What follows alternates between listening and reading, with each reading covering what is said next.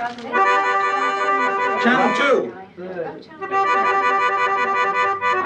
made 5, 6. They have to get on Channel 2. Yeah, we're on this thing. The Beatles released their first single, Love Me Do, on the 5th of October 1962, and a mere 4 years, 5 months later, on February 13th, 1967, they released one of their greatest pieces of music, Strawberry Fields Forever. The musical growth of the band was incredible, and I think Strawberry Fields Forever is a landmark moment in popular music, so let's dive into this track.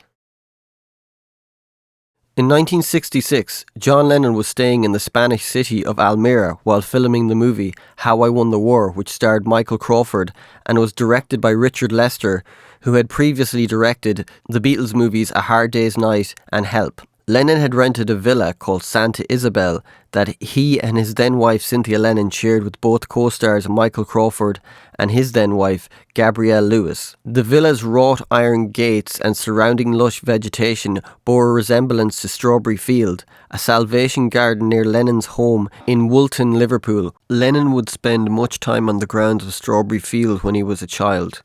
Lennon's aunt Mimi said, "There was something about the place that always fascinated John. He could see it from his window. He used to hear the Salvation Army play, and he would pull me along saying, 'Hurry up, Mimi, we're going to be late.'" It was this observation that is said to have inspired Lennon to write Strawberry Fields Forever. The recording for Strawberry Fields Forever commenced at Studio 2 at EMI Studios in London. It was produced by George Martin and engineered by Geoff Emerick. There was also additional engineering done by Dave Harries. The band started recording Strawberry Fields Forever on November 24th, 1966.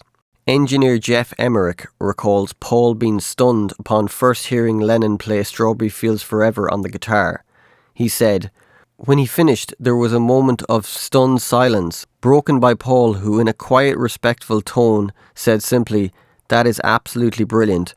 Most of the time when Lennon played one of his songs through for the first time on acoustic guitar, we'd all think, 'Wow, that's great.' But this song was clearly something special. I've brought a demo tape of the song with me too," John said, offering to play it, but everyone agreed there was no need. They wanted to get straight into the recording. The energy in the room was staggering. It was almost as if the band's creative energies had been bottled up for too long. As the Beatles' ambitions grew with each record, so did their interest in adding new instruments such as sitar on Norwegian Wood and strings on Yesterday. A new instrument that the Beatles had not yet used was the mellotron, which John had acquired in the summer of 1965 and had Mal Evans transport it from John's home in Weybridge. It was the Mellotron Mark II. If you want to know more about the Mellotron, I did a previous video on the Moody Blues album Days of Future Past where I discussed the Mellotron in more detail. Take 1 on November 24th consisted of the Mellotron, guitar, vocals and drums. The harmonies on the track would be what George Martin would draw from to reproduce his score for the track. Always know, sometimes think it's me, but I know when it's a dream. On the 28th of November, the band reconvened to try a different arrangement. The second version of the song featured McCartney's Mellotron introduction, followed by the chorus. The instrumentation on the basic track was similar to that of Take 1, but with the inclusion of maracas. Take 4 was considered sufficient for mixdown and overdubs, which included a lead vocal by Lennon, McCartney's bass guitar, and George Harrison playing slide parts on the mellotron, which was a guitar setting using the instrument's pitch control to achieve the slide effect. After listening to the acetates at home, the band decided to redo the song again on November 29th using the same arrangement. The second take that day was chosen as the best and subject to overdubs, such as the vocal and bass guitar. In the lead guitar part, Harrison plays the arpeggio chord pattern after Lennon had struggled to master the picking technique. Lennon's vocal was recorded with the tape running fast. During the subsequent mixdown process of what would become Take 7, Lennon added a second vocal over the chorus. The other final overdubs were piano and further bass. This is the version you hear for the first minute of Strawberry Fields Forever. After recording the second version of the song, Lennon wanted to do something different from it, George Martin recalled. He'd wanted it as a gentle dreaming song, but he said it had come out too raucous. He asked me if I could write him a new lineup with the strings, so I wrote a new score with 4 trumpets and 3 cellos. For this purpose, another basic track was recorded on the 8th and 9th of December, with the group attempting the song at a faster tempo. I'd like you to write some other instruments in it for me. I said, what kind of thing? He said, well, a bit of brass, a bit of strings, that kind of thing. You know what to do. So I went and wrote a score, and when I did, I altered the pitch because I wanted to be able to use the bottom note of a cello, which is C. So I altered the score so that I could get that C. Before the orchestral session was recorded, on December 8th the band recorded more sounds for Strawberry Fields Forever. George Martin and Jeff Emerick didn't arrive back to the studio till 11 o'clock as they were at a premiere for Finders Keepers. It was Dave Harries who recorded and engineered that session. This was a session where they laid down that cacophony of drums at the end that you hear in Strawberry Fields Forever.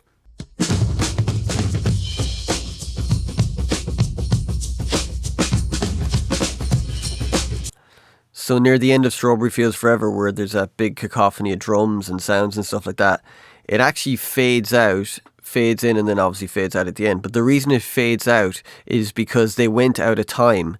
So they faded it back in when they came back into time in the track, which I think kind of just adds a cooler vibe to the track. You know, those little mistakes, you can take something from it and make something from it.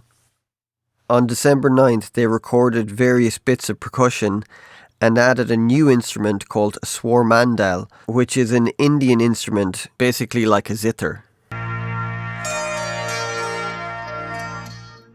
On the 15th of December, George Martin's arrangement for the 4 trumpets and 3 cellos were recorded. The arrangement shows how brilliant George Martin was at arranging for the Beatles, because always the things he added perfectly accentuated the things in the song.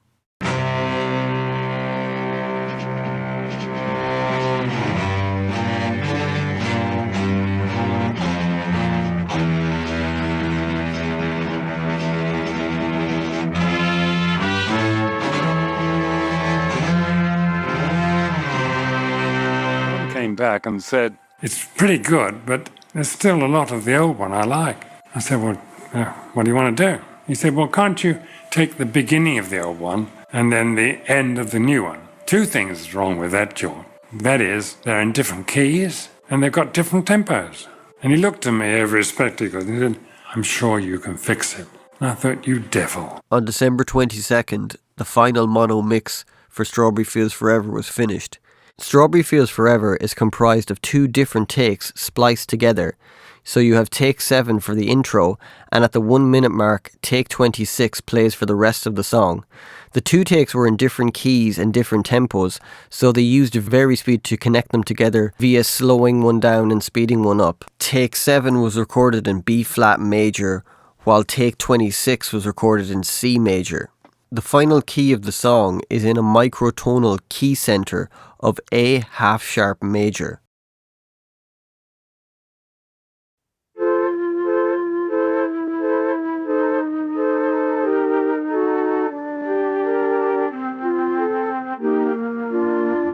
Let me take you down, 'cause I'm going to Strawberry Fields. Nothing is real, and nothing to get hung about. Strawberry Fields Forever. Strawberry Fields Forever is such an iconic track, not only musically, but production-wise. It's a brilliant sounding record, and with these recreations, they're just kind of fun to kind of see, can you get close to the sound? Not saying I ever get there, but yeah, just a bit of fun, and people seem to like them, so yeah. So let's start off with the Mellotron. For the Mellotron sound, I used an M-Tron Pro, which is a great sample library from G-Force, on the flute setting.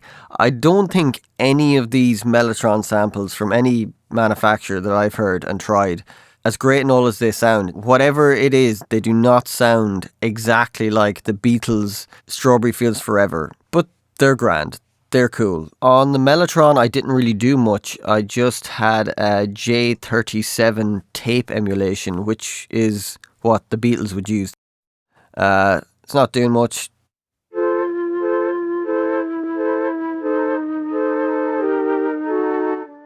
For the drums, I played my Ludwig kit. I had 3 mics on it.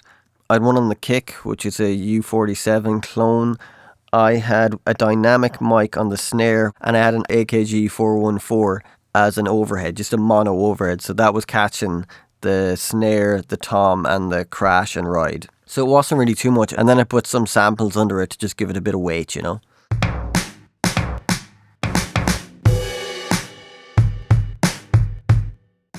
On the close mic snare, I'm adding a high shelf, and then that goes into emulation of a Fairchild compressor, which is what the Beatles would have used on all the drums. They would put all the drums through that. For the overhead, I'm taking a bit of low end out. I'm taking a bit of 4.77K out, and that goes through a Fairchild compressor, an emulation compressor. And then I'm adding about 8 decibels at 10K, which they used to use these RS127 EQs in Abbey Road, but they would boost it massively. You know, they would add 10K at 10K on a lot of stuff.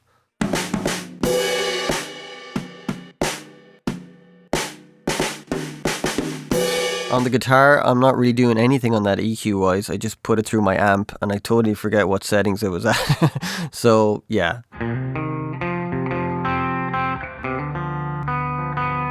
For the vocal, I double tracked that and then I put it through an ADT Abbey Road plugin, which is from Waves, which is a cool little plugin. As you can see, the settings are there. And then I put it through a Fairchild compressor plugin and I double tracked the vocal, but they're the same. So each one has the same setting. So there's the same setting on the ADT plugin on both of them and the same setting on the Fairchild plugin on both of them. Let me take you down, 'cause I'm going to. So for the slide guitar, I just use my guitar. That's going into that chamber send. But also I did the slide on the Mellotron as well on this vibe setting. Because I was going through all these settings of going, what the hell is this? Because George seemingly played it on the Mellotron. And I kept going, okay, well, the guitar, when you do the guitar slide on it, doesn't sound great. And I kept going through and I was like, maybe the vibes, because it was quite high. And I think he might have done it on the vibes setting on the Mellotron. I'm not too sure, but I used that and it sounded okay. So it sounds like this. So at the last minute when I was doing the recreation, I was like, oh, there's a beeping kind of sound in the song. And I had the whole thing done and I was like, oh, God, I got to do that. Seemingly, people thought it was Morse code. It's not actually Morse code. It's something that George did on the Mellotron. So I just did something to get the vibe. It's not exactly note for note, but it's, you know, gives the vibe of it. I doubled that kind of Mellotron line with a bass.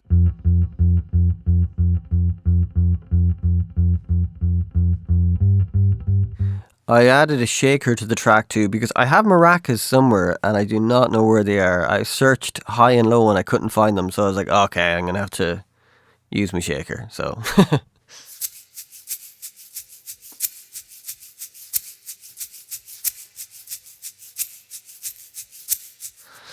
So on my master bus, I'm using the Sunset Sound plugin, which is just putting everything in the same room. And then I'm using an EQ, and then I'm using my density hardware, which is just a tape saturation unit, outboard hardware, which is just brilliant. I love it. I put it on everything. So that's the end of the video, and thank you for watching. I hope you enjoyed it, and cheers.